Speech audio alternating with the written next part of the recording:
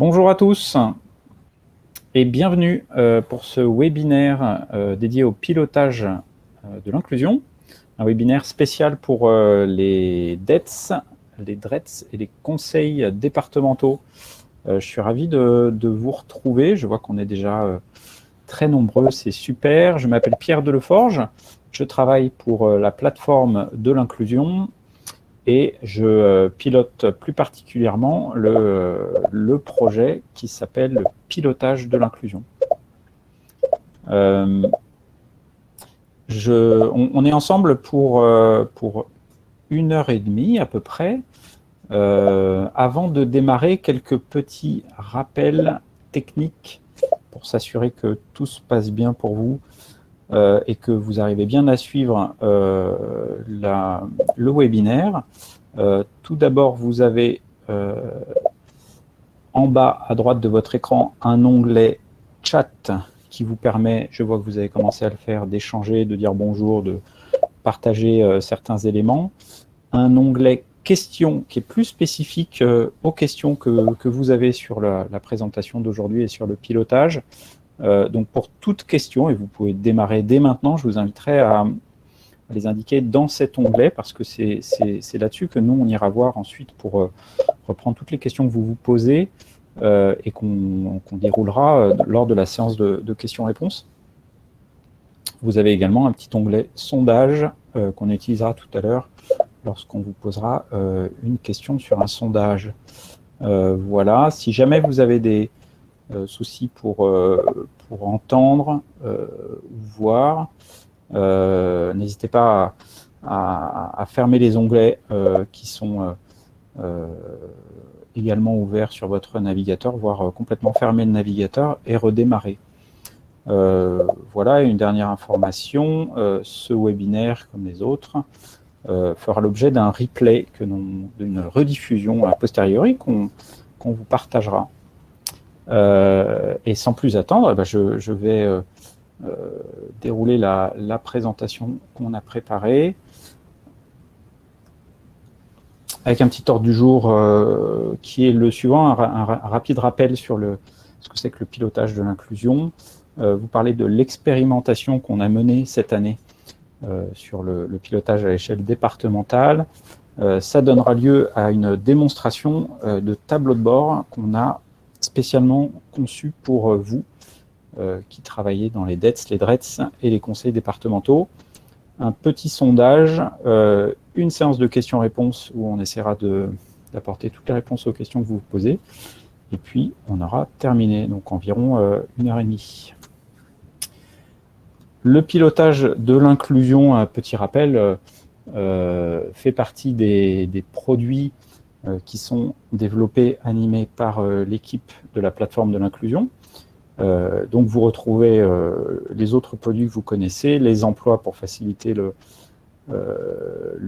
l'entrée en IAE pour les personnes en situation d'exclusion, la communauté de l'inclusion, un espace de partage, d'échange avec beaucoup d'informations, un annuaire, des événements et aussi bien sûr un forum, le marché de l'inclusion qui a pour vocation de mettre en relation les structures inclusives et les acheteurs publics ou privés qui souhaitent faire appel à ces structures pour développer leurs achats inclusifs. Et enfin, le pilotage de l'inclusion dont on parle aujourd'hui.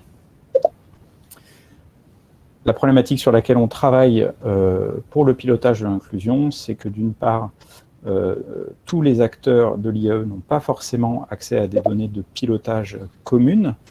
Et d'autre part, il y a un certain nombre de reporting qui existent sur les territoires qui ne sont pas forcément standardisés et qui engendrent une lourdeur administrative, que ce soit au niveau de la collecte des informations ou le traitement et la présentation de cette information. Donc c'est à ce problème-là qu'on s'adresse. La vision du pilotage, c'est d'être un service numérique qui propose des tableaux de bord prêts à l'emploi, comme on en voit deux sur cet écran.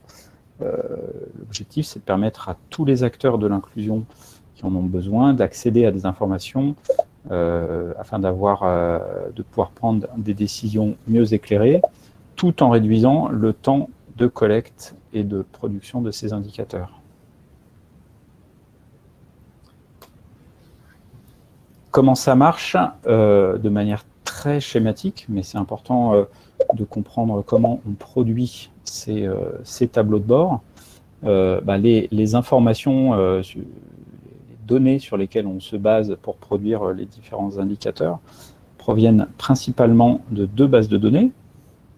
La première, c'est les emplois de l'inclusion, utilisés par des prescripteurs qui vont envoyer des candidatures de personnes qui pourraient bénéficier d'un parcours inclusif, et des structures d'insertion par l'activité économique qui, elles aussi, publient des offres de poste, analysent des candidatures, décident d'embaucher des personnes, se voient délivrer un pass IAE, etc. Donc ça, c'est la première base de données, les emplois de l'inclusion que l'on peut utiliser pour faire ces tableaux de bord, et donc ça concerne tout ce qui, on va dire, tout ce qui est avant le parcours d'inclusion, et toutes les données que je viens de vous décrire. Et puis la deuxième base de données, c'est l'extranet IAE de l'ASP, que vous connaissez également. Une structure d'insertion va saisir de manière régulière, mensuelle idéalement, dans l'extranet IAE, la liste des personnes qui sont sous contrat CDDI, un certain nombre d'informations sur ces personnes, sur le temps travaillé, sur les sorties, les formations, etc. Donc tout ce qui est pendant le parcours IAE. Et donc nous, on récupère de manière anonymisée toutes ces informations. Donc quand je dis de manière anonymisée, ça veut dire qu'on ne récupère pas des informations sur les personnes en tant que telles, mais aucune information sur le nom, prénom ou quoi que ce soit, mais vraiment sur l'ensemble et les caractéristiques de ces personnes, de manière à faire des statistiques d'ensemble. On les récupère et on les injecte dans ce qu'on appelle un outil de data visualisation. À partir de cet outil, on va produire des tableaux de bord, des graphiques, que l'on voit, dont on voit quelques exemples sur la droite, qui seront prêts à l'emploi pour tous les utilisateurs. On en a listé quelques-uns sur la droite. On peut aussi ponctuellement agréger d'autres informations dans ces tableaux de bord pour éclairer les chiffres avec des données externes, par exemple des données qui seraient en provenance de la base de données Pôle emploi, par exemple sur le nombre de demandeurs d'emploi de longue durée ou de très longue durée sur un territoire.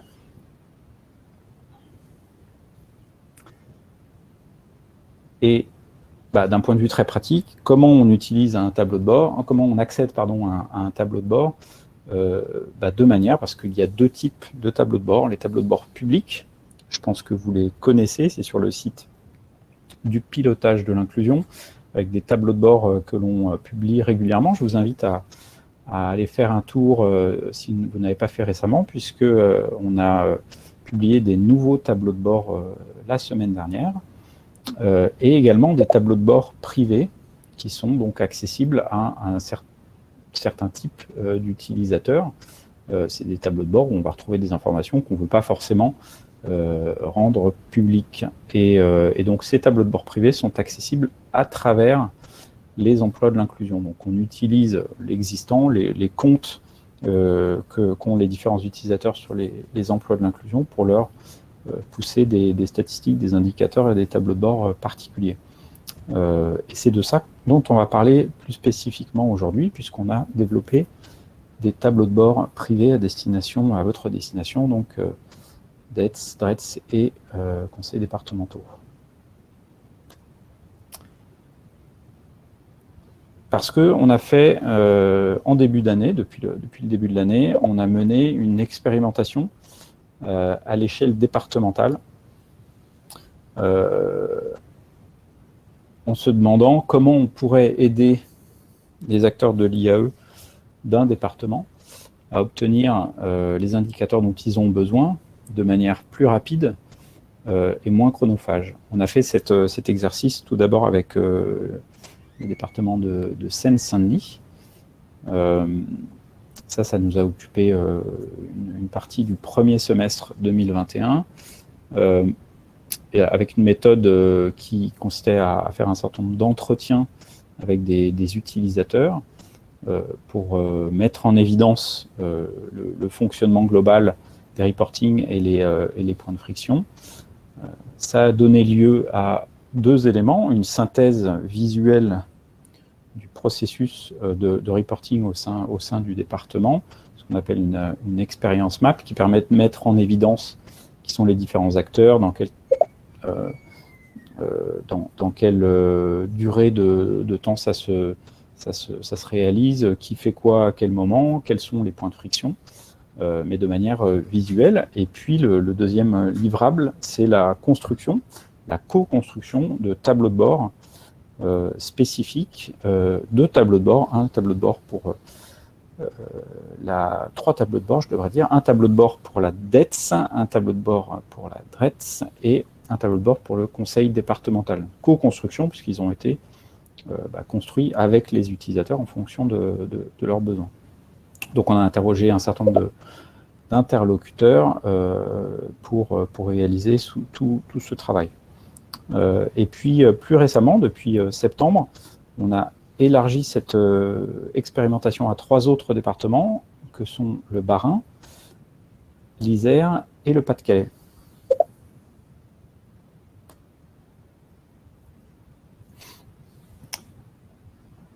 Donc ça a donné lieu, comme je le disais, à une cartographie des utilisateurs sous la forme d'un graphique chronologique.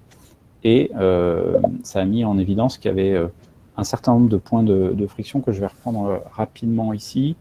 Le premier, c'est que les reportings annuels qui étaient en place ne suffisent pas. Ils sont réalisés dans un délai trop long. Un autre point de friction, c'est que les partenaires de l'insertion par activité économique qui n'ont pas accès à la base de données, à l'extranet IAE de l'ASP, ont peu de visibilité sur l'IAE, ou pas assez en tout cas, qu'il y a des multiples saisies de données concernant l'IAE par un certain nombre d'acteurs, et que les informations qui sont fournies, qui étaient fournies avant qu'on commence à fournir d'autres tableaux de bord, n'étaient pas suffisantes pour le pilotage de l'IAE à l'échelle départementale.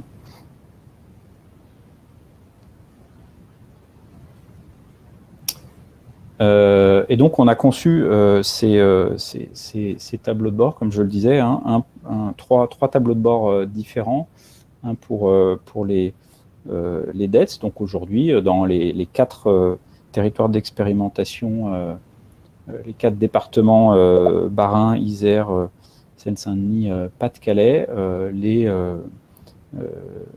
personnes qui travaillent dans les DETS ont accès à un tableau de bord qui leur est dédié, de la même manière que les conseils départementaux. Et donc, l'idée, c'est de vous présenter aujourd'hui ces tableaux de bord pour que vous puissiez également en prendre connaissance et que vous puissiez aussi bénéficier de ces accès. En tout cas, les quelques éléments clés qu'on a retenus comme bénéfice de ces tableaux de bord, c'est que d'une part, ce sont des éléments qui sont prêts à l'emploi. Si vous êtes déjà utilisatrice ou utilisateur du pilotage de l'inclusion, vous avez l'habitude d'aller voir les tableaux de bord publics qui sont présentés. Ce sont les mêmes types de tableaux de bord avec des informations qui vous sont directement utiles, avec des filtres, avec des possibilités d'export. Et Soumia va vous présenter ça dans quelques instants. Des données qui sont rafraîchies chaque semaine, puisqu'on a accès de manière hebdomadaire à la base de données de l'extranet IAE de l'ASP. Donc on est sur des données qui sont assez fraîches, rafraîchies en début de chaque semaine.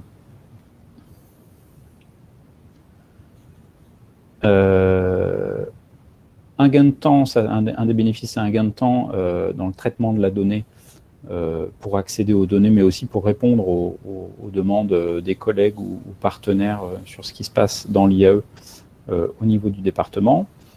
Et puis également un partage des mêmes données, des mêmes indicateurs, même manière de les calculer entre les différents acteurs à l'échelle d'un département, ce qui permet d'optimiser les échanges, de gagner du temps. on a un travail en parallèle en cours de production d'un tableau de bord également pour chaque structure d'insertion. Ça, je vous en parlerai en fin de présentation tout à l'heure. Voilà, avant de passer la parole à Soumia pour vous présenter ces tableaux de bord en détail, je voulais proposer à Thibaut Duvernay-Pré, qui travaille à la DETS de l'Isère. Il a gentiment accepté de partager un petit peu nous faire un témoignage, son retour d'expérience depuis quelques semaines, quelques mois qu'il utilise ces tableaux de bord, et je lui passe la parole. Bonjour à toutes et tous, merci Pierre. Donc Thibaut Duvernay-Pré, moi je suis responsable de l'équipe qui est en Isère, donc au niveau de la direction départementale emploi, travail, solidarité, l'équipe qui pilote l'insertion par l'activité économique. Et on a eu la chance de rejoindre cette aventure une fois que les collègues de la Seine-Saint-Denis avaient bien travaillé. Donc tout était déjà prêt. On a juste testé les versions finales. Avec beaucoup de succès, beaucoup de facilité dans l'utilisation de ces données. Ce sont, vous le verrez, des données auxquelles on avait pour certaines déjà accès, notamment à travers l'extranet IAE ASP. Mais le format est tel que c'est directement accessible et utilisable pour nous. Et ça, c'est très agréable, avec également une bonne écoute de la part de l'équipe du pilotage de l'inclusion et l'ajout de filtres pour nous permettre d'avoir les données à la maille qui nous intéresse, donc par EPCI si on a besoin, voire même par commune. Donc le format là, qui est mis à disposition dès à présent permet d'avoir une bonne idée en temps réel de ce qui se passe.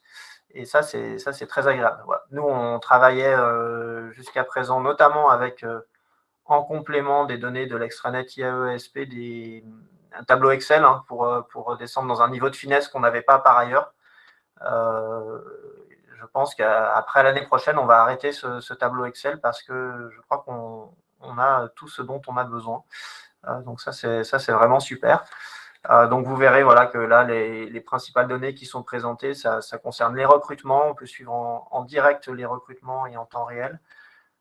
Les ETP, les personnes, et puis les sorties. Donc à chaque fois avec des zooms sur le genre, sur est-ce qu'on est bénéficiaire du RSA ou pas, etc., etc. Donc c'est très pratique. Nous, ça change quand même les choses, et c'est vrai qu'on voilà, des choses qui se passent du côté des associations intermédiaires sur l'Isère cette année. Voilà, on a pu regarder en direct ce qui se passait. Même chose, une surveillance du nombre d'accès des bénéficiaires du RSA à l'IAE. On a aussi pu regarder un peu en temps réel comment les choses se passaient. Donc on est vraiment ravis de ces tableaux, et j'espère que vous le serez également. Voilà. Merci à l'équipe qui a travaillé. Merci beaucoup, Thibaut. Et sans plus attendre, je passe la parole à Soumia pour qu'elle nous présente ces tableaux de bord. Très bien, je prends la main. Merci beaucoup. Bonjour à tous. Moi, c'est Soumia Alouche. Je suis data analyst pour la plateforme de l'inclusion. Du coup, concrètement, je m'occupe de tout ce qui est définition des indicateurs et développement des tableaux de bord. Et du coup, je vais partager mon écran. Hop. Alors, du coup, je vais vous montrer déjà comment pouvoir accéder au tableau de bord destiné aux conseils départementaux. Du coup, on arrive sur le site des emplois de l'inclusion. On se connecte en tant que prescripteur. Ensuite, on saisit les éléments email et mot de passe. On se connecte. Ensuite, sur la partie section statistiques et pilotage, et on clique sur voir mes statistiques privées. Hop.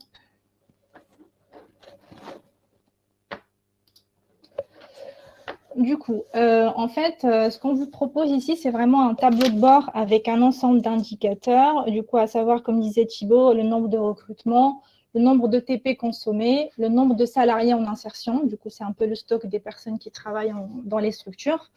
Et enfin, le nombre de sorties. Du coup, on a choisi un peu de faire la démonstration sur les données du département de Seine-Saint-Denis, parce que c'est un peu avec eux qu'on a commencé l'expérimentation. Du coup, le tableau de bord, un peu, il est présenté sous ce format-là. Tout en haut, on a la possibilité du coup d'avoir, on a 7 filtres, et du coup, les indicateurs par la suite sont mis les uns après les autres. En ce qui concerne les filtres, du coup, on a la possibilité de filtrer sur les données de la structure. En ce qui concerne l'établissement public territorial, et ce qui arrivera bientôt, ça sera par EPCI, par commune de la SIAE, par dénomination de la SIAE, par le type de la structure, et aussi il y a quelques filtres sur le type de public qui travaille dans les structures, à savoir le genre de salarié, c'est femmes, hommes. Est-ce que ces personnes-là, ils sont bénéficiaires du RSA? Et ensuite, le niveau de formation du salarié en début de parcours. Dans un premier temps, je vais vous présenter un peu le tableau de bord sans aucun filtre, et après, je vais vous montrer comment pouvoir croiser les données, manipuler les différents filtres. Hop, du coup, le premier graphique ici, c'est en fait, c'est un peu l'évolution du nombre de recrutements dans le temps. Par exemple, si je prends l'année 2020, on avait 3848 recrutements en Seine-Saint-Denis. Du coup, voilà, si vous passez votre souris, vous avez un peu la pop-up qui se met en noir et qui vous donne un peu l'information sur l'année et sur l'indicateur en question. Soumia, je me permets de t'interrompre 2 secondes. Est-ce que tu arriverais à zoomer un tout petit peu ou pas sur ton écran? Hop. Je vais essayer.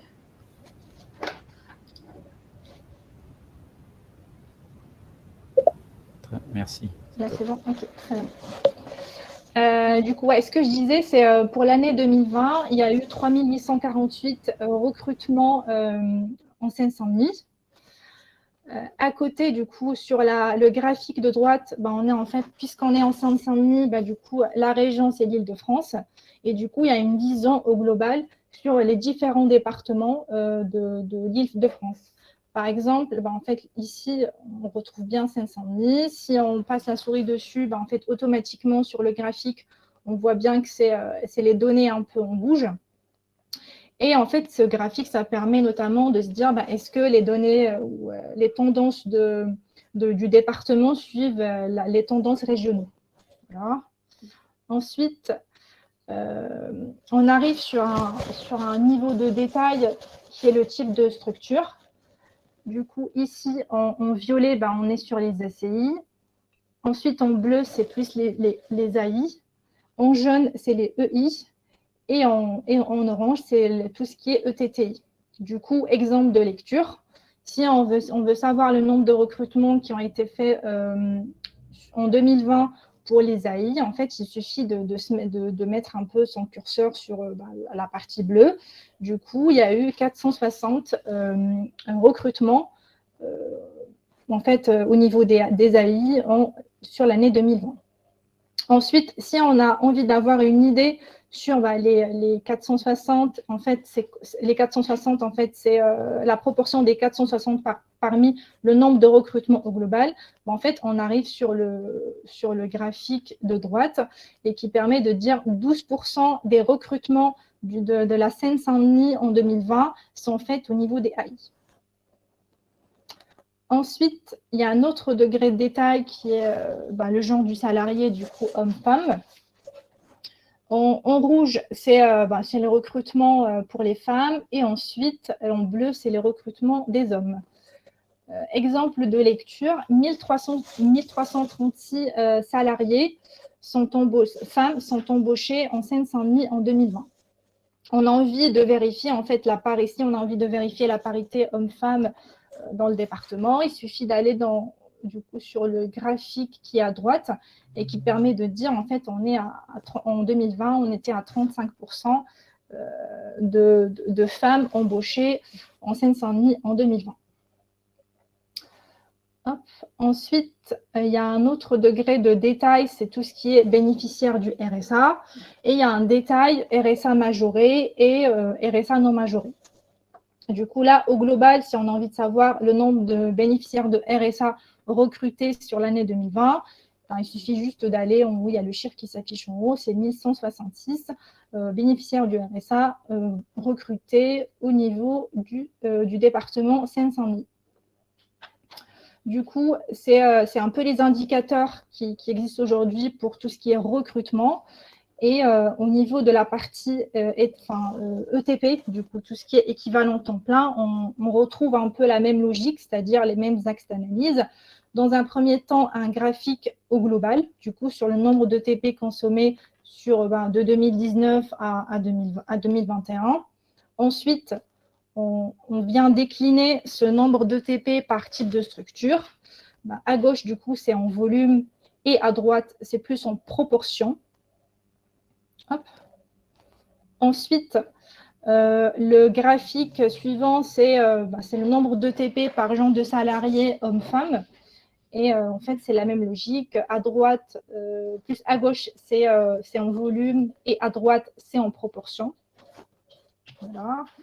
Et finalement, il y a du coup tout ce qui est bénéficiaire du RSA. Du coup, c'est le nombre de TP, d'équivalent temps plein, consommés par les BRSA. Du coup, il y a toujours le distinguo RSA majoré, RSA non majoré. Et bien sûr, l'évolution dans le temps de 2019 à 2021. Ensuite, le troisième indicateur, c'est le nombre de salariés en insertion ayant travaillé dans les structures durant l'année. Et du coup, c'est bien les salariés distincts déclarés comme ayant travaillé en IAE par l'ensemble des SIAE dans l'extranet ASP. Et c'est toujours la même logique. En fait, on a un premier graphique avec du coup l'indicateur global, sans axe d'analyse. Ensuite, on arrive sur le second graphique qui permet d'avoir cet indicateur-là qui est le nombre de salariés par type de structure. Et là, on est sur la partie volume.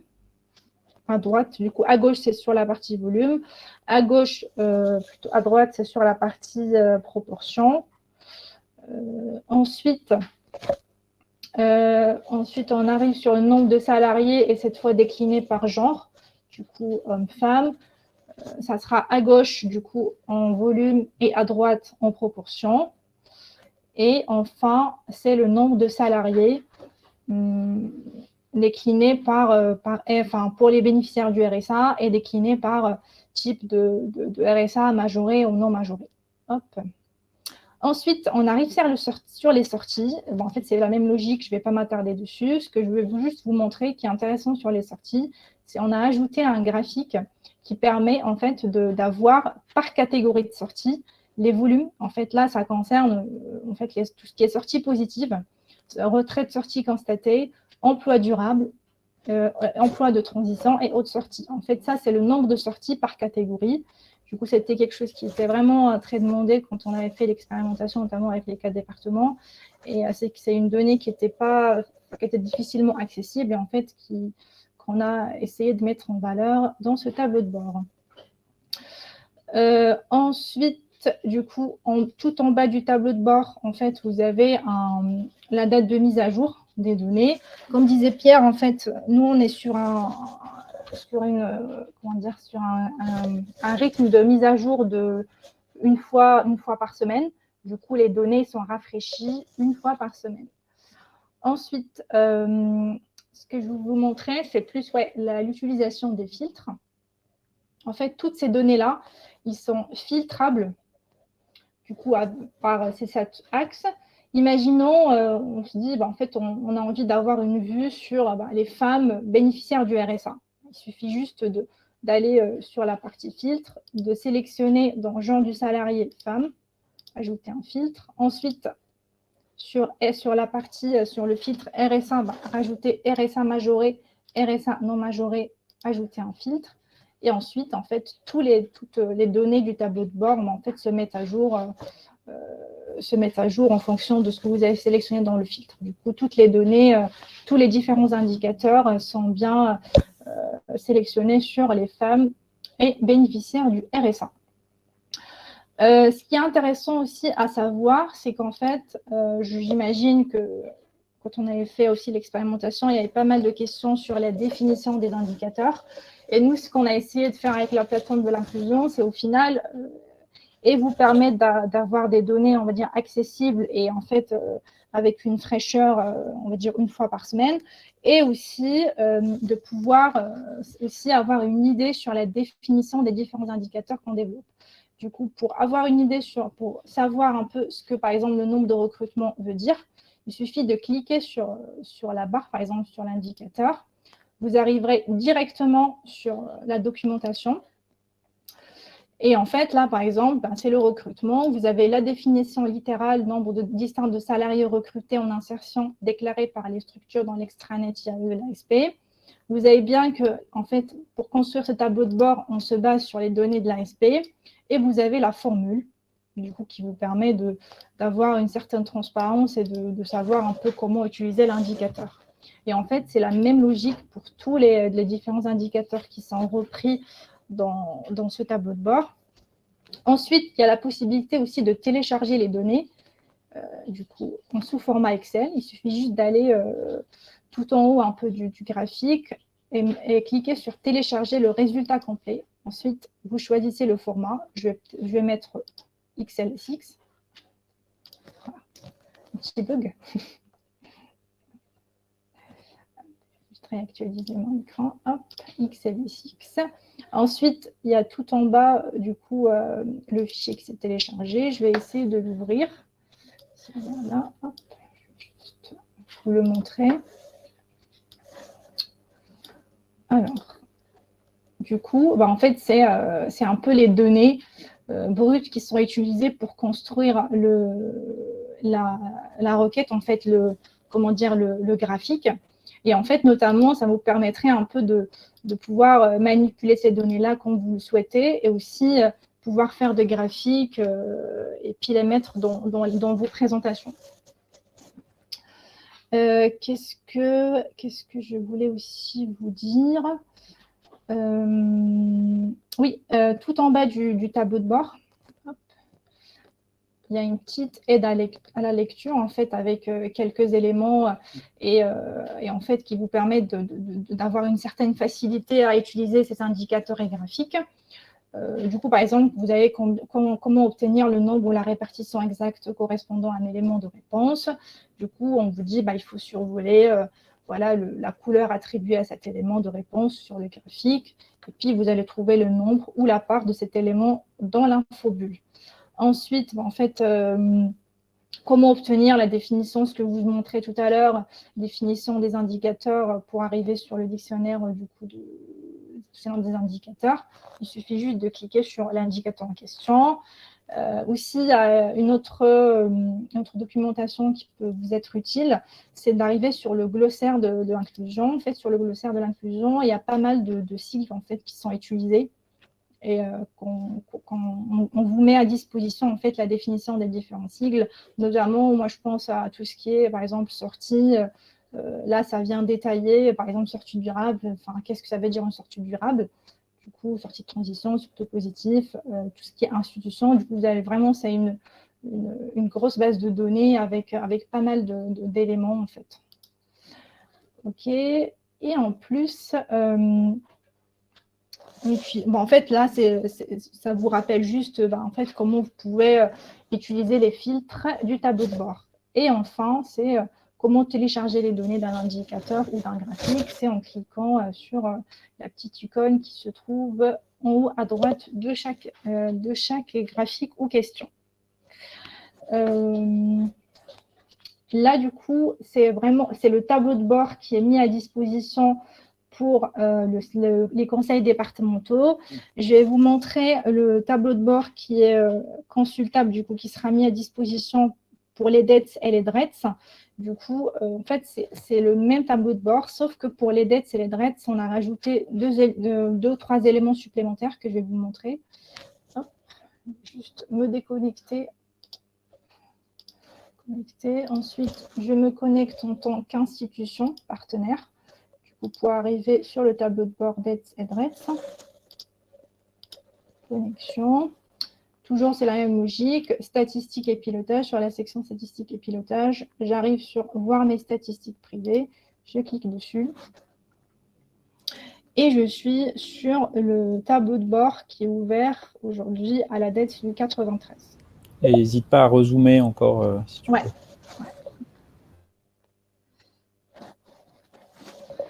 Du coup, ce que je vous disais, c'est exactement le même tableau de bord que j'ai présenté et qui est accessible aujourd'hui aux conseils départementaux.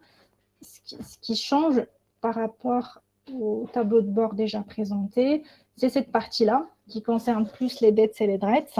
C'est un tableau qui vous permet, vous dettes et DRETS, en fait, de suivre un peu les saisies dans l'ASP. Du coup, vous avez à disposition une liste de structures avec le SIRET de la structure, la commune de la structure porteuse de la convention. Ensuite, une autre information, c'est la dénomination de la structure. Ensuite, pour chaque structure, vous avez les numéros de conventionnement. Ensuite, le type de la structure. Et une info qui est vraiment intéressante, c'est d'avoir le dernier mois saisi dans l'ASP. Du coup, pour savoir est-ce que la structure en question est à jour au niveau des saisies, ou il y a des retards ou quoi que ce soit. Et on a rajouté aussi un élément, c'est l'adresse mail du correspondant technique. Voilà. Ensuite, deux autres tableaux. Le deuxième tableau, c'est le listing des structures en surconsommation des ETP. Est-ce que tu peux, excuse-moi, zoomer un petit peu plus? Visiblement, c'est un peu petit. D'accord, c'est tout petit. Okay. Du coup, ça, c'est le listing des structures qui surconsomment en fait en termes d'ETP. Je vais vous expliquer un peu comment on a fait le calcul. Dans un premier temps, vous avez la dénomination de la structure, la commune de la structure porteuse de la convention, ensuite l'identifiant du conventionnement, le type de structure. On reprend l'information qui était un peu dans le tableau, qui est le dernier mois saisi dans l'ASP. Et ensuite, l'indicateur qui nous intéresse, c'est la moyenne du nombre d'ETP consommés depuis le début de l'année. Du coup, c'est un peu la moyenne. Aujourd'hui, on est au mois de décembre. En fait, on a pris toutes les données qui étaient saisies du mois de janvier 2021 jusqu'au mois de novembre. On les divise par le nombre de mois, c'est 11 mois. Et en fait, on vient comparer ce chiffre-là au nombre de TP conventionnés sur l'annexe financière. Et du coup, cette structure-là, elle a consommé 19,66 ETP depuis le début de l'année, alors qu'en fait, elle est conventionnée à 17. Voilà, ça vous permettrait d'être droite, en fait, de pouvoir un peu équilibrer les aides au poste et puis de faire des actions par rapport à ça. Hop. Là, en bas du tableau, il y a juste une petite note pour un peu vous expliquer comment la moyenne du nombre de TP consommés a été calculée. Ensuite, du coup, j'arrive sur le dernier élément qui est le listing des structures en sous-consommation des ETP. C'est un peu la même logique, mais c'est les structures qui ont sous-consommé par rapport au nombre de TP pour lesquels ils ont été conventionnés. Du coup, on trouve la dénomination de la structure, la commune de la structure porteuse de la convention. Ensuite, on arrive sur l'identifiant de la convention, le type de structure, le dernier mois saisi dans l'ASP. Ensuite, on a la moyenne du nombre de TP consommés depuis le début de l'année. Et on a ici, on vient le comparer en nombre de TP conventionnés. Cette structure, par exemple, est conventionnée sur l'année 2021 pour 16,73 ETP, alors qu'elle a consommé, 13,2. Du coup, voilà, un petit accent à faire par la suite. Hop. Juste revenir. Ouais, je pense, voilà, c'est un peu les mêmes éléments qu'on retrouve sur le tableau de bord CD avec tout ce qui est aide à l'utilisation des indicateurs et graphiques. Effectivement, là aussi, vous pouvez cliquer sur un indicateur en particulier. Vous arrivez sur le dictionnaire des indicateurs. Vraiment, c'est les mêmes ressources mises à disposition d'une part et d'une autre. Là, j'arriverai du coup au tableau de bord DRETS. C'est exactement le même que le tableau de bord DRETS, juste quelque chose qui change, c'est juste on leur a donné la possibilité de pouvoir filtrer sur le département. Du coup, là, par exemple, je suis sur l'Île-de-France, bah, du coup, je peux filtrer sur je peux avoir une vision sur tous les indicateurs, mais filtrer sur chacun des départements de l'Île-de-France. Voilà pour la démonstration. Je pense que je n'ai rien oublié. J'ai essayé de présenter le nécessaire. Voilà, et je te repasse la main, Pierre. Merci beaucoup, Soumya. Merci beaucoup.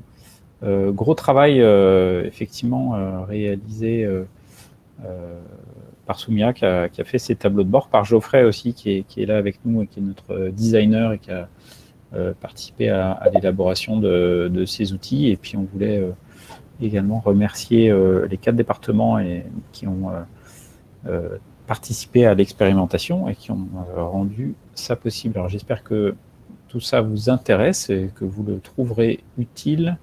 On va pouvoir passer au sondage. Je crois qu'on a un petit sondage prévu. Geoffrey, est-ce que tu peux nous dire comment faire pour le sondage? J'ai l'impression qu'il est déjà... Une seconde. Hop là. Alors, je vais les lancer et je vais m'absenter une minute parce que j'ai une livraison qui est en train d'arriver. Du coup, on a ces questions-là. Donc, les sondages, ils vont apparaître chez vous en bas à droite, normalement, à côté des chats et des questions. Et je vais les lancer. Donc, il y a 2 questions qui vont arriver. Je ne sais pas si elles sont arrivées. Quelque chose qui charge, j'ai l'impression que ça fonctionne. Ok. Voilà. N'hésitez pas à répondre à ces petits sondages, ça va nous permettre, pendant ce temps-là, de consulter les questions que vous avez pu poser dans l'onglet questions et continuer à y poser vos questions. On va pouvoir y répondre d'ici 1 ou 2 minutes.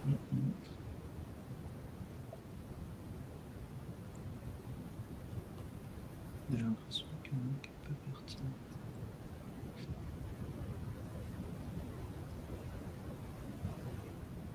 Le sondage, j'ai l'impression que c'est bon. Hein. Non? Vous en avez reçu plusieurs? Vermeer qui est en train d'écrire, par exemple.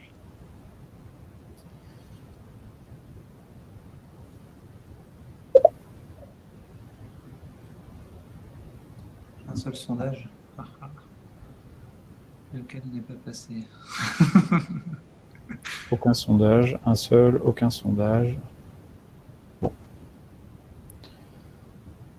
Une seule question visiblement dans le sondage. Certains disent qu'ils n'en voient aucun. Alors, il faut aller dans l'onglet sondage. Bon, on vous laisse voir si vous pouvez y accéder. En attendant, en parallèle, je vous propose de prendre les questions, de pouvoir répondre aux questions que vous nous avez soumises. Vous pouvez voter sur une question dans l'onglet questions, sur les questions qui ont déjà été posées. Vous pouvez voter pour dire bah oui, effectivement, c'est une question qui m'intéresse.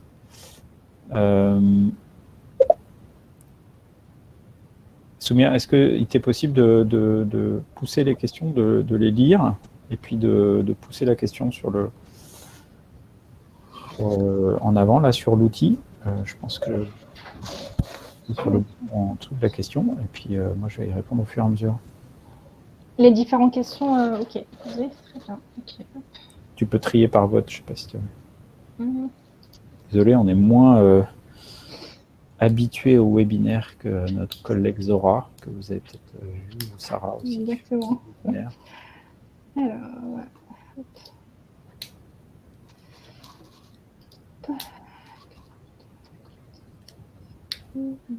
Allez, hop, j'en prends une. Est-ce que vous la voyez à l'écran? Les DRETS et les DETS auront-elles un mot de passe? Et si oui, dans quel délai?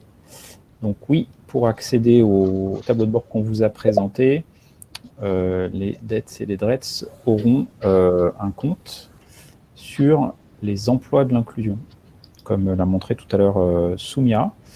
Donc vous aurez au moins une personne dans chaque organisation, donc dans chaque DETS, DRETS, etc., aura un accès et aura la possibilité ensuite d'inviter ses collègues. Nous, pour pouvoir vous donner accès, il faut aussi qu'on ait vos emails. Donc on a, depuis qu'on travaille avec vous depuis 2 ans, un certain nombre de contacts, mais on les a peut-être pas tous. En tout cas, l'idée, c'est que vous puissiez inviter vos collègues à rejoindre les emplois de l'inclusion pour accéder aux informations, notamment à ces tableaux de bord. Et vous aurez accès à ça dans la semaine qui vient. J'y reviendrai tout à l'heure en fin de séance, mais ça va venir dans la semaine qui vient.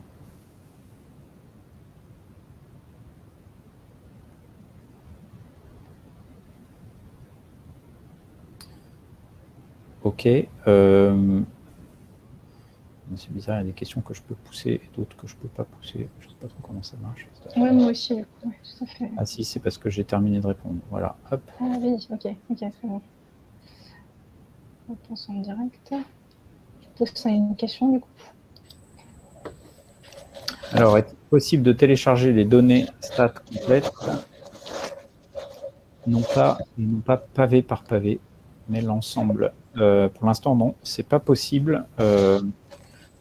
Techniquement, on va dire de télécharger l'intégralité d'un tableau de bord, et il faut effectivement télécharger question par question.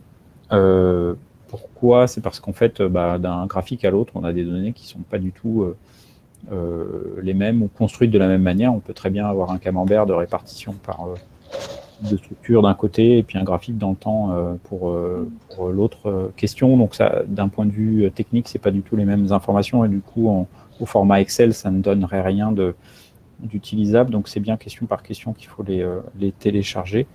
Ce sur quoi on pourrait travailler par la suite, c'est finalement une question,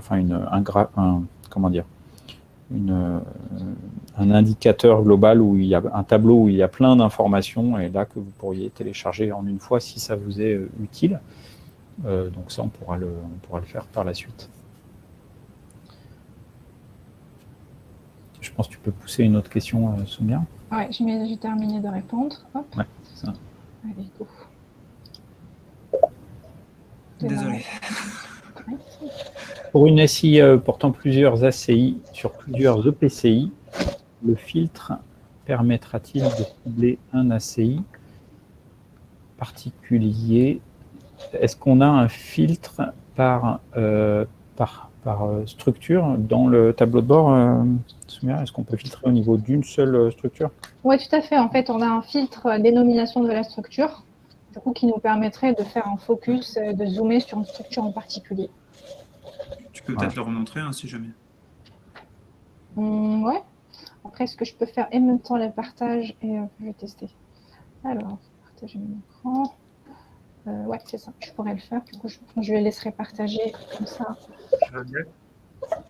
Pardon, je me permets d'intervenir. Oui, Thibaut. Ouais, je veux bien compléter. En fait, on a des structures. Parfois, pour une structure, elle va porter 2, 3, 4 chantiers. Et ça, sauf erreur de ma part, pour l'instant, on va pas à ce détail-là. Moi, j'ai regardé sur les 2 ou 3 structures en Isère qui portent plusieurs ACI. En fait, on a que le global. On ne peut pas zoomer ACI par ACI. Et effectivement, ce n'est pas quelque chose qu'on avait pensé à demander dans la phase de test jusqu'à présent. Voilà. Et du coup, pour bien comprendre, dans le cas d'une structure, une association par exemple qui porte plusieurs ACI, c'est donc plusieurs conventionnements, c'est ça? Et donc c'est au niveau du conventionnement qu'il faudrait pouvoir filtrer? Non, c'est un seul conventionnement. C'est ça qui n'est pas évident, c'est un seul conventionnement. Et sur le conventionnement, il y a une précision du nombre d'ACI portés. Donc c'est un niveau de détail au niveau de l'annexe financière qui est assez fin. Et je ne suis pas sûr que la donnée existe de façon exploitable. Enfin, ça, c'est vous qui verrez, mais c'est relativement fin. Alors du coup, si c'est le même conventionnement, c'est pas la même annexe financière, c'est ça? Si, c'est la même annexe. En fait, c'est sur la même annexe. Et sur la même annexe, c'est un seul conventionnement, une seule annexe. Et on détaille, s'il y a 5 chantiers, on détaille chantier par chantier. Ok. Bah là, j'ai pas compris comment ça marche. Donc, du coup, il va falloir qu'on creuse ce point-là. En tout cas, on l'a noté. Merci pour la question et merci pour le complément, Thibaut. Avec plaisir. Alors, je vais pousser une autre question. Alors. Est-ce que tu veux que je reprenne la main sur les questions, Soumia? Comme tu veux. Comme tu veux. Bonjour, je ne reçois pas de mail pour réinitialiser mon mot de passe. Comment faire? Soit vous avez déjà un compte sur les emplois de l'inclusion, auquel cas, normalement, vous devriez recevoir un mail de réinitialisation. Pensez à regarder dans les spams, parfois en fonction des filtrages qui sont faits dans les différentes gestions de messagerie, ça peut arriver. Et si vous n'avez pas encore de compte, si par exemple vous faites partie d'une DETS ou une DRETS, que vous n'avez pas encore de compte, c'est normal que vous ne puissiez pas encore accéder. Et donc, comme je le disais tout à l'heure, on vous enverra individuellement à chacun le moyen d'accéder à votre espace pour visualiser ces tableaux de bord.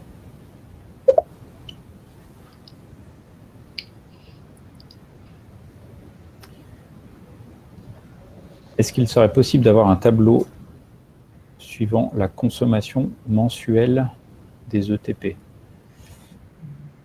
Donc là, la consommation que tu as présentée tout à l'heure, Soumia, elle est annuelle, enfin en tout cas, elle se cumule depuis le début de l'année, si j'ai bien compris. Exactement. Donc, si une structure a déclaré, a arrêté ses déclarations, admettons, fin octobre, elle n'a pas encore fait novembre, et on est le 6 décembre, c'est pas étonnant. En tout cas, ça concerne les 10 premiers mois de l'année. Vous voudriez voir une consommation mois après mois. Entendu. Alors aujourd'hui, c'est pas le cas sur les tableaux de bord que vous avez vus, auxquels vous allez avoir accès, mais on note la demande.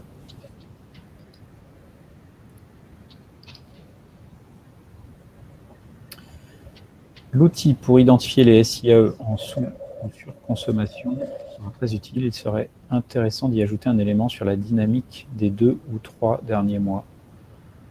Les déclarations des derniers mois sont-elles en hausse ou en baisse? En hausse ou en baisse par rapport... Oui, non, en hausse ou en baisse par rapport au mois d'avant. Oui, ok. Très intéressant.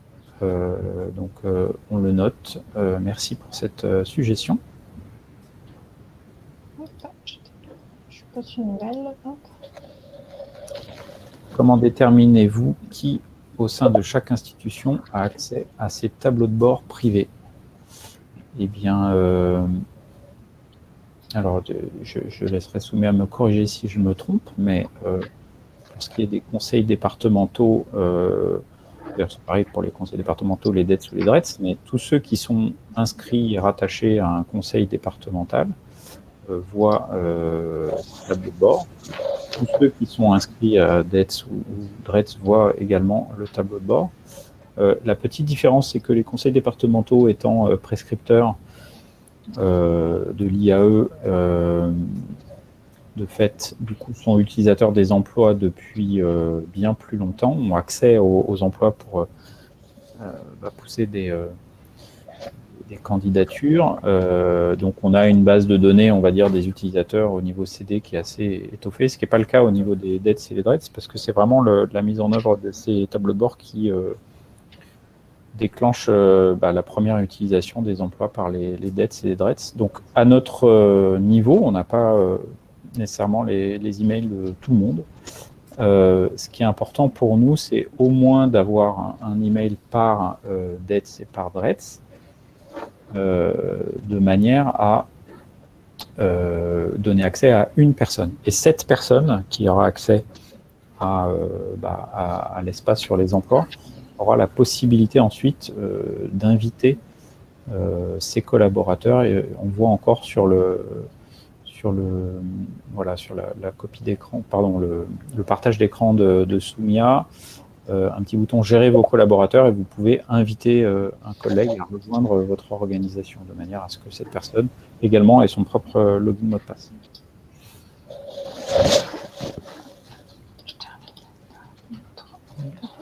Et du coup, c'est par ici, en fait, il y a un petit bouton « Inviter des collaborateurs ». Pour entrer le prénom, nom et l'email de la personne, et puis vous envoyez l'invitation, et par la suite, la personne a pu avoir accès du coup au tableau de bord en question. C'est ça, exactement.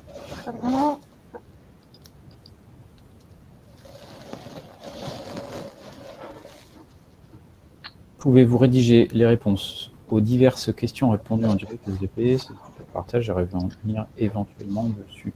Alors, il y a on ne va pas pouvoir rédiger en direct les réponses. Il y a un enregistrement qui est fait là de notre webinaire, et donc on aura un replay, comme on dit, qui permettra à chacun de réécouter le webinaire. Et puis,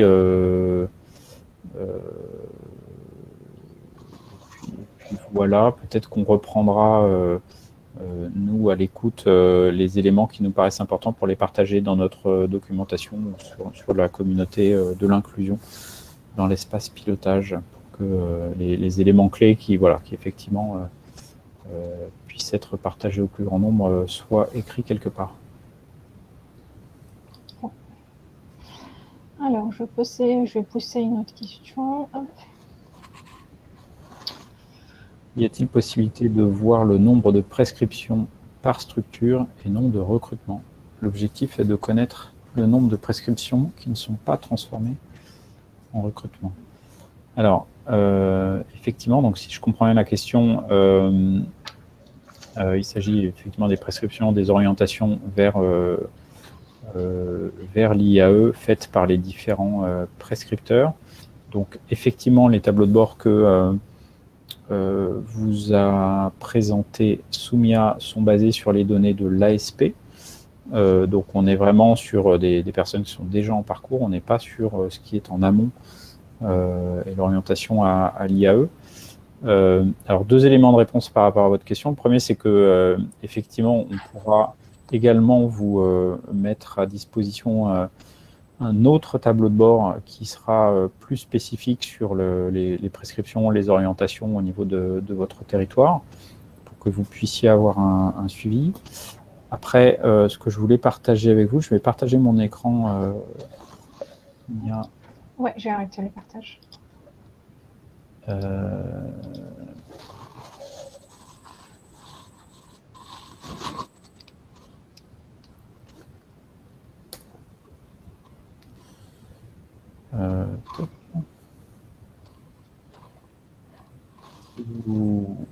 Je vais vous partager juste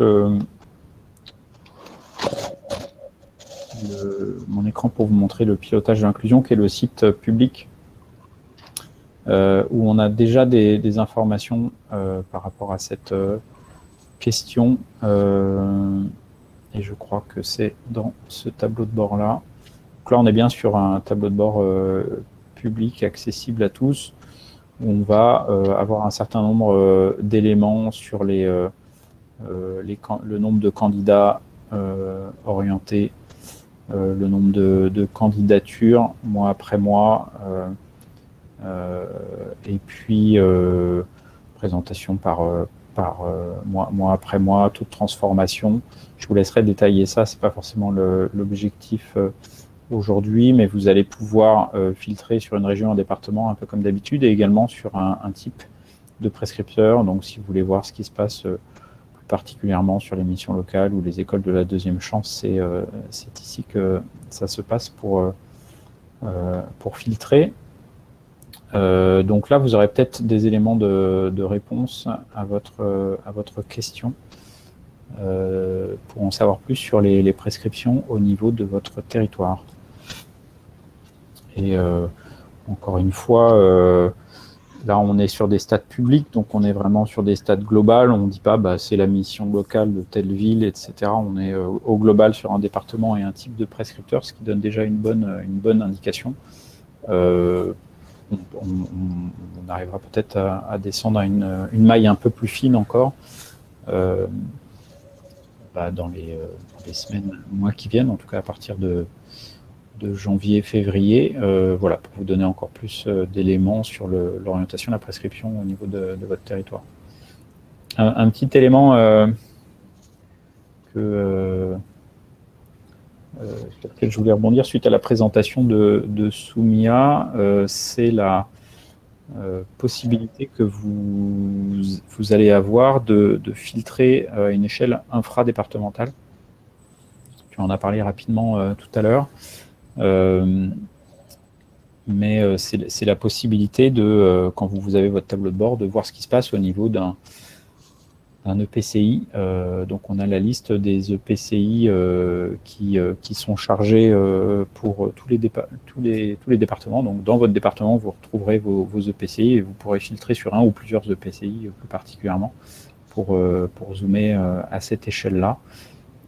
Et puis ça c'est dans un premier temps. Dans un second temps, on essaiera de faire la même chose sur les zones d'emploi et les arrondissements administratifs si c'est des éléments qui vous intéressent et que ça remonte comme besoin que vous exprimez, on pourra également faire ce découpage selon cette zone infradépartementale. Voilà. Est-ce qu'il y a d'autres questions ? Ouais, je vais pousser la question de Sylvia. Bonjour Sylvia, en fait, on avait fait du coup, on a construit en fait finalement le tableau de bord qui sera ouvert au conseil départemental avec du coup le département du Seine-Saint-Denis. Et du coup, la question de Sylvia dit le problème de la prise en compte de SIAE dans le siège et dans un autre département est-il résolu? Oui, tout à fait, Sylvia, c'est résolu. Et aujourd'hui, on récupère bien le département du conventionnement au lieu du département de la structure. Et du coup, ça, c'est bon. Hop. Alors, je vais repousser cette question.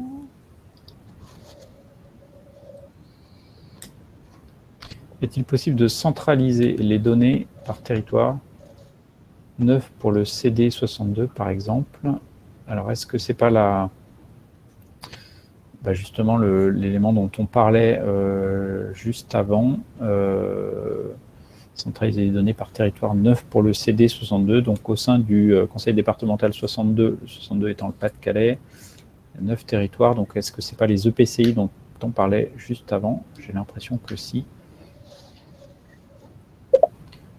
Si je me permets de partager ma compréhension, enfin, on a la même chose dans l'Isère, c'est le conseil départemental qui a défini des territoires d'intervention qui lui sont propres. En tout cas, c'est comme ça chez nous. Il y a 13 territoires pour le conseil départemental. Et la question vous avait d'ailleurs été posée. Et voilà, ce qu'on avait vu, c'est que la maille qui est commune, auquel vous avez accès facilement, c'est la maille EPCI. Donc après, la question, c'est de savoir s'il y a un gros écart entre la maille EPCI et les mailles qu'ont construit chacun des départements. Ou alors de savoir si la liste des territoires de chacun des départements est facilement accessible et assimilable par vous pour en faire un axe d'analyse. Voilà. Nous, pour l'Isère, la question donc, avait été posée et on avait convenu que dans un premier temps, on pouvait travailler avec les EPCI qui ne sont pas si éloignés que ça des territoires du département. Ouais, je me souviens tout à fait de cet échange qu'on avait eu. Effectivement, c'était ma compréhension aussi qu'avec les EPCI, on n'était pas trop loin. Donc, moi, j'en étais resté là qu'en fait, en filtrant sur les EPCI, quitte à filtrer sur plusieurs EPCI en même temps, puisque c'est possible, on s'approche de la notion de territoire définie par le conseil départemental. Après, nous, la difficulté qu'on a à notre niveau, c'est de maintenir finalement, d'accéder à cette information, de savoir quelle commune est dans quel territoire, tel que vous le définissez. Pour les EPCI, on a accès à un référentiel qui est maintenu à jour par l'État de manière régulière et donc quand il évoluera, on fera évoluer, je dirais, assez facilement cette cartographie. Est-ce qu'on arriverait à faire la même chose de manière globale sur 100 départements avec des évolutions potentiellement dans le temps sur lesquelles on ne serait pas forcément au courant? Je ne sais pas. Donc, sujet ouvert. En tout cas, j'ai bien noté sur le Pas-de-Calais cette question dont on pourra reparler. Et si ça remonte également dans d'autres départements, n'hésitez pas à nous en faire part également. Peut-être on peut mettre en lumière, Geoffrey, le petit questionnaire qu'on a mis en place, que vous pouvez trouver sur chaque tableau de bord. On a un petit outil qui vient s'incruster dans l'écran, qui vous propose de nous remonter vos avis sur les tableaux de bord. Donc ça peut être intéressant que vous y répondiez. Je crois qu'il y a une zone de texte libre où vous pouvez nous remonter également des informations. Donc ça, c'est quelque chose qu'on suit et dont on est friand. Nous, ça nous permet de voir un petit peu le niveau de satisfaction que vous avez, vous, sur les tableaux de bord pour pouvoir les améliorer.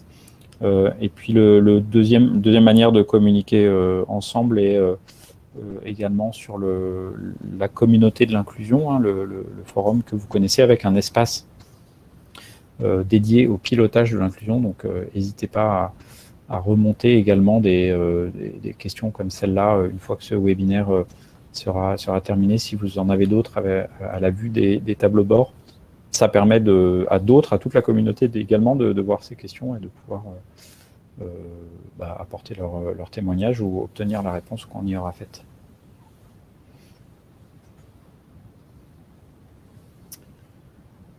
Comme Nathalie, je ne vois pas l'onglet stade privé. Sont-ils déjà en place? Alors, je pense que du coup, ça doit être quelqu'un d'un conseil départemental qui pose la question, ça sous-entend qu'elle a déjà accès aux emplois, et donc ça sera accessible dans la semaine. Je vous referai un petit topo là-dessus à la fin de la présentation.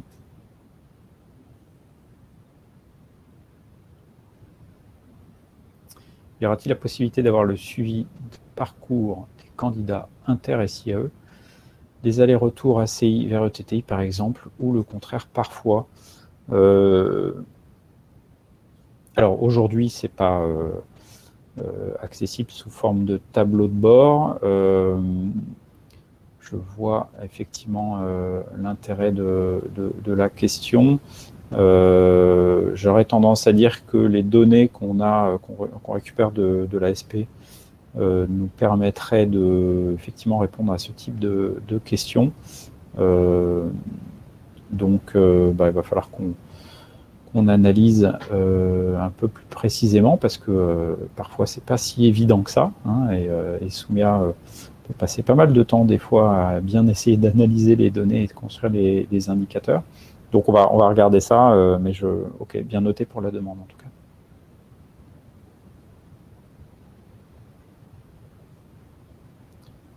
Pour les CD, sera-t-il possible d'isoler les statistiques propres à chaque prescripteur conventionné avec le CD pour l'accompagnement des bénéficiaires du RSA? Oui, c'est également quelque chose qu'on a en tête, de vous permettre de bien suivre les prescriptions qui sont faites par les organismes avec lesquels auxquels vous déléguez le suivi des BRSA sur votre territoire. Ce n'est pas le cas aujourd'hui. Donc, ça nécessite aussi que ces personnes soient bien correctement enregistrées dans les emplois de l'inclusion pour qu'on puisse les repérer comme prescripteurs qui interviennent de manière délégataire pour le compte du CD. Donc, on l'a en tête celui-là, et ça fait partie des choses sur lesquelles on travaillera. Mais comme vous le voyez, petit à petit, la liste du Père Noël s'agrandit, et donc nous, il faudra on ait aussi les éléments pour prioriser un petit peu toutes ces demandes, et puis après le temps de réalisation. Mais on ne va pas s'arrêter en si bon chemin. En tout cas, on a bien compris qu'il y a beaucoup de questions, d'éléments dont vous avez besoin.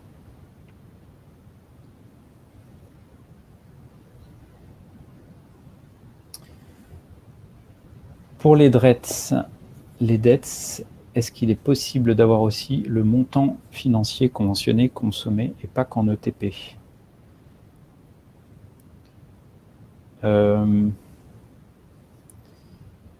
Est-ce que quelque chose qui n'avait pas été retenu? Je crois que c'est des éléments qui sont également présentés dans les tableaux de bord qui vous sont mis à disposition par la DGEFP dans POP, si je ne m'abuse. Donc nous, l'idée, c'était pas forcément de refaire exactement les mêmes tableaux de bord que ceux qui sont utilisés dans POP. En tout cas, notre compréhension, disons, c'était que POP était tout à fait utile et continuera à exister pour répondre à ce type de questions, notamment sur des aspects financiers. Mais voilà, si on a une mauvaise compréhension, on est ravi d'échanger avec vous là-dessus. N'hésitez pas à nous remonter d'autres demandes de ce type-là à travers les moyens que je vous citais juste avant. En tout cas, bien noté là pour l'instant cette question.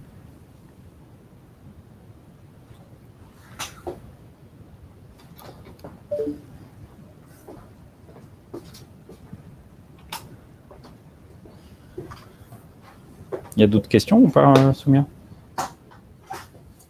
Ouais. À partir de quelle date l'accès à ces tableaux de bord sera permis au CD? Quelle procédure sera mise en place pour cela? Merci. À partir de cette semaine, dans la semaine, vous allez avoir accès à ces informations. Je reviendrai, pour résumer, parce qu'on l'a dit plusieurs fois, à la fin du webinaire pour vous expliquer comment vous allez y avoir accès. La donnée durée de parcours moyen sera-t-elle accessible, soit par département, soit par catégorie de SIE, par SIAE? Oui. Ça peut tout à fait être calculé. Ça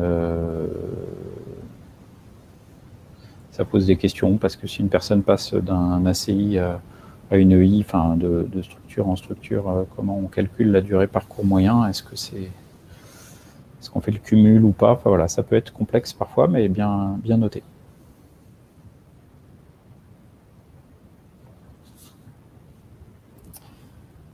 CD94 souhaiterait, dans le cadre du SPE, prendre contact avec les candidats non retenus sans prescripteur qui ont candidaté sur la plateforme. Serait-il possible de demander l'accès à leurs coordonnées et d'ajouter un message leur proposant ce type de contact au moment de l'inscription? Alors, on ne peut pas donner, on sort un peu du pilotage là, mais pour avoir suivi le sujet un peu des données personnelles, on ne peut pas donner accès à ces informations comme ça, d'une part sans l'accord de la personne, et d'autre part, c'est pas tout à fait conforme avec les règles qu'on s'est données, nous, sur le traitement des données personnelles, parce que vous savez que dans une démarche de données personnelles, il faut référencer bien sûr les données qu'on a, mais à quoi elles servent et à qui elles sont proposées, ces données. Donc il n'y avait pas d'usage de ce type-là qui avait été identifié quand on a fait ce travail juridique sur les données personnelles. Je vous invite, parce que là on est un peu en dehors du sujet du pilotage, plus particulièrement à remonter cette info sur les emplois de l'inclusion à travers voilà, vous avez l'habitude d'échanger avec l'équipe des emplois de l'inclusion sur ce sujet-là.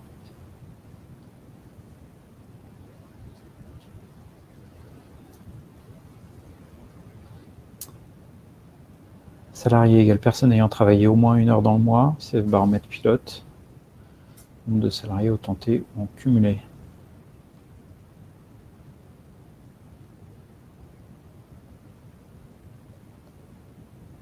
Peut-être que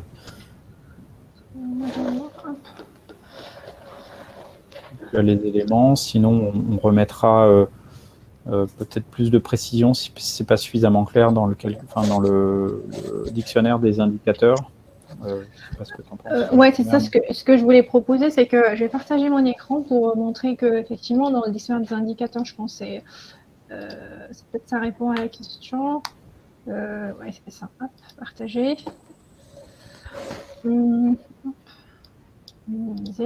Et en fait, là, on se retrouve avec le nombre de salariés en insertion. On a bien les définitions littérales. Nombre de salariés distincts déclarés comme ayant travaillé en IAE par l'ensemble des SIAE dans l'extra-net ASP. Et dans la formule, on a bien total du nombre de salariés déclarés par la SIAE comme ayant travaillé au moins 1 heure dans la période considérée. Du coup, là, c'est bien marqué comme quoi c'est à partir du moment où le salarié a travaillé au moins 1 heure dans la structure, en fait, il est comptabilisé dans les graphiques. Ouais, très bien. On revient à la question. Merci pour cette question. Ça nous permet de mettre en lumière finalement l'intérêt de ce dictionnaire des indicateurs. N'hésitez pas à cliquer sur le, comme le disait Soumia tout à l'heure, sur un graphique et vous serez renvoyé vers ce dictionnaire. Nous, notre objectif, c'est d'être le plus transparent possible sur la manière dont sont calculés ces indicateurs, parce qu'effectivement, ça peut amener des questions. Les chiffres du consommé et du conventionné sont-ils récupérés sur l'extrait IAE? Oui. Oui, on reçoit ces données chaque semaine.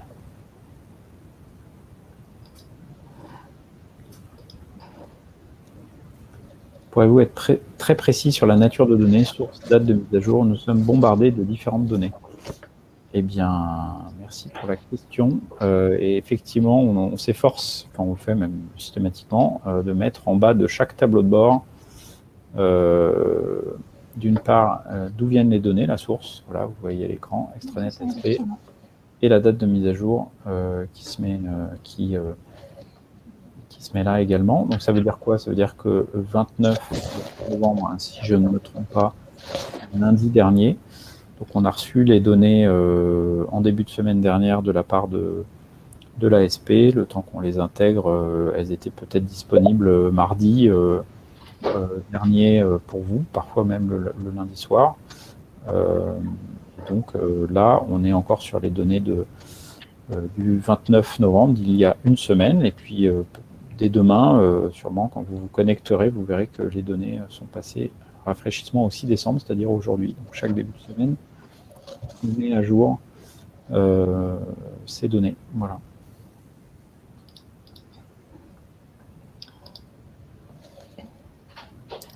Oui, le département de la Côte d'Or a 5 territoires d'intervention, ne collant ni aux EPCI ni aux arrondissements sur lesquels ce genre de données sont souvent demandées.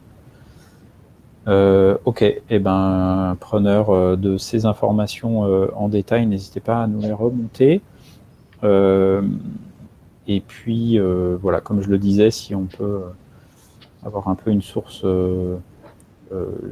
numérique en ligne qui nous permette de se maintenir à jour sur ce découpage que vous faites, qui peut peut-être évoluer dans le temps d'ailleurs, ça nous permettra de répondre de manière plus précise à vos questions. Y a-t-il toujours le même décalage de données qu'avec POP? Je ne sais pas exactement répondre à cette question parce que je ne sais pas quel est le décalage de données précisément avec POP. Geoffrey, je te passe la parole.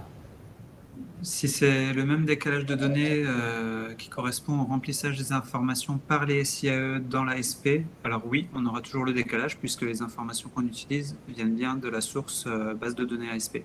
C'est ça qu'on actualise en fait, comme ça a été dit la minute précédente, toutes les semaines. Et donc vous avez la date en fin de tableau de bord. Et donc du coup, oui, ça ne changera pas malheureusement. Par contre, comme on compte donner un accès tableau de bord aux SIAE sur leur périmètre, elles seront peut-être plus motivées à remplir les données dans l'ASP de manière plus rapide. Exactement. Est-ce qu'il y a encore beaucoup de questions, Soumia, ou pas? Ouais, pas mal. Aïe, aïe, aïe. Ok. De toute façon, on va pouvoir exporter toutes les questions. Essaye de refaire un tri par nombre de votes pour sortir celles qui ressortent le plus. Ouais. Et puis, on peut en prendre encore 2 ou 3 avant de conclure.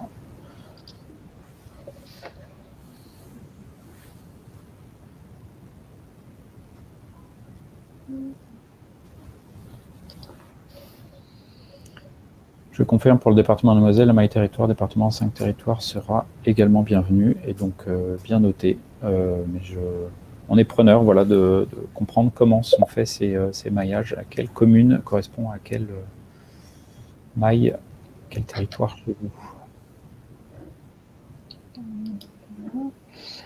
Ensuite, Est-il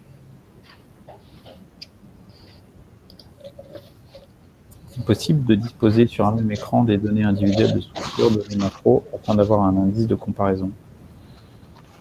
Je ne suis pas sûr de comprendre la question, mais en tout cas, vous pouvez ouvrir le même tableau de bord sur deux onglets différents et filtrer sur l'un et pas filtrer sur l'autre. Hein, je ne me trompe pas, Soumia? tout à fait, exactement. Vous pourriez effectivement avoir sur deux onglets différents ce maillage. Après, faire ça sur un même tableau de bord, ce serait possible, mais on aurait besoin de savoir plus précisément ce que vous voulez voir. En fait, je sais par exemple que pour le tableau de bord des dettes, on montre ce qui se passe sur un département tout en montrant le global sur la région ou les autres départements de la même région. Donc on peut faire ce genre de choses également. Mais voilà, si vous nous donnez de manière plus précise l'info que vous souhaitez, on peut le faire.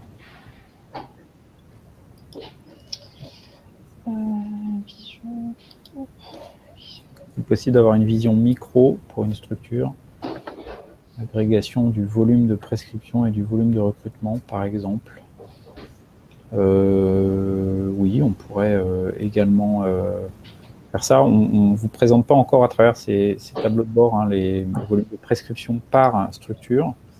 On va y travailler, mais ça pourra effectivement être fait dans ce cadre-là.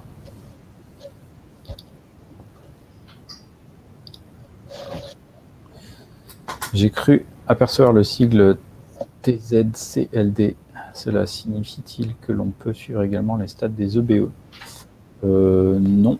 Vous avez vu ce sigle, je pense, dans le glossaire. Le glossaire, il est commun à tous nos outils, à tous nos travaux de la plateforme de l'inclusion. C'est un terme qui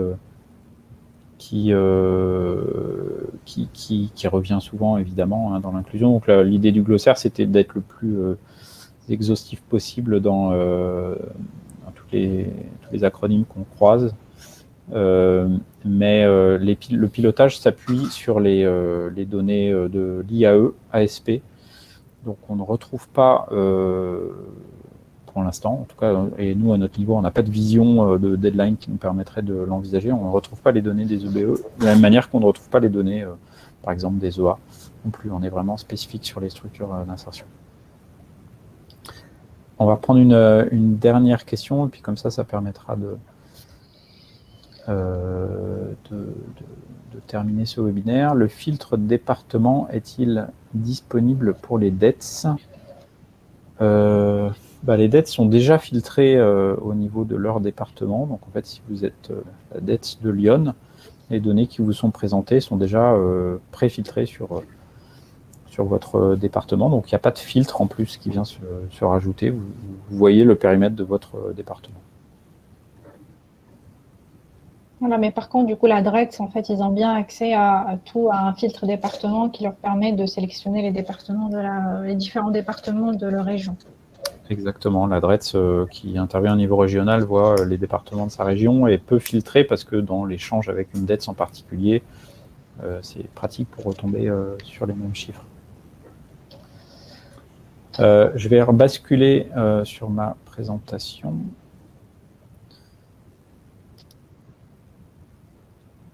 Pour terminer.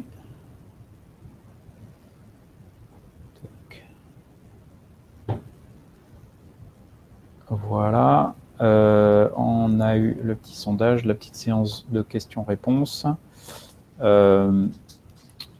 Et donc, voilà, en guise de conclusion pour ce webinaire, vous redire ce qu'on a précisé que ces tableaux de bord privés, donc il y en a 3, DETS, DRETS et conseils départementaux, vont être déployés à tous les départements. Et dès cette semaine, vous allez y avoir accès. Donc de deux manières. Soit si vous êtes travaillé en DETS ou en DRETS, vous allez recevoir une invitation. Donc soit une invitation directement de notre part pour la première personne, pour une personne de chaque DETS ou chaque DRETS, nous, c'est important, c'est d'avoir au moins un interlocuteur sur dans chaque établissement.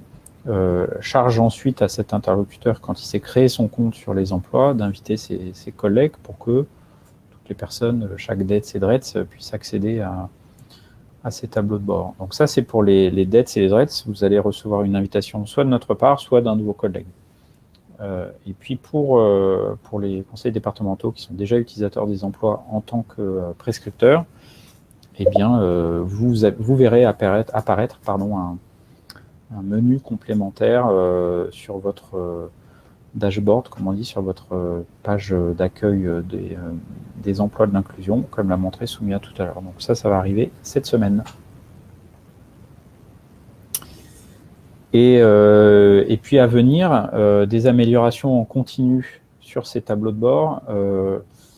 C'est chouette parce qu'on voit que vous avez déjà plein d'idées, plein de questions, plein de demandes complémentaires. Donc nous, on est ravis parce que ça montre que ce qu'on fait vous est utile et que vous avez des besoins complémentaires. Donc ça, c'est top. Donc on va continuer à améliorer ces tableaux de bord, que ce soit avec des données de l'extranet IAE de l'ASP ou des données qui viennent des emplois sur toute la partie prescription.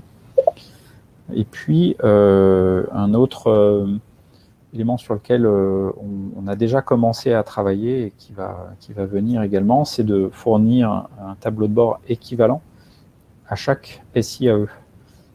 Puisque l'idée derrière ça, c'est quand vous échangez avec des SIAE, que vous puissiez échanger avec des chiffres équivalents, une source de données équivalente. Donc, celle-ci puisse voir les informations dont vous disposez sur elles, informations qu'elles ont elles-mêmes saisies dans l'extranet IAE de l'ASP, mais ça permet, je dirais, à travers ces tableaux de bord, d'avoir des échanges peut-être plus réguliers, en tout cas de montrer à chaque SIAE que les données dont vous disposez au fur et à mesure qu'elles font les déclarations dans l'ASP.